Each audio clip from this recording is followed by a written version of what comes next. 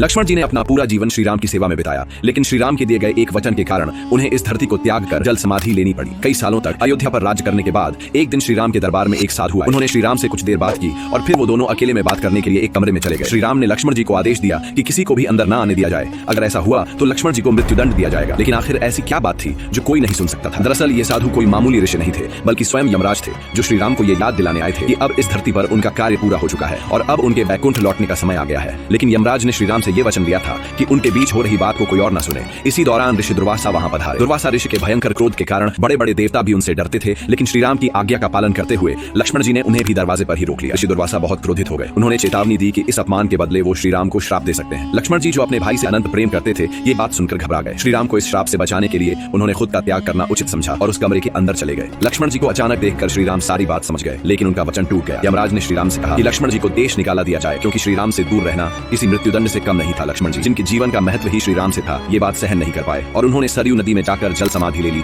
और अपने शरीर का त्याग कर दिया और वैकुंठ में अपने शेषनाग रूप में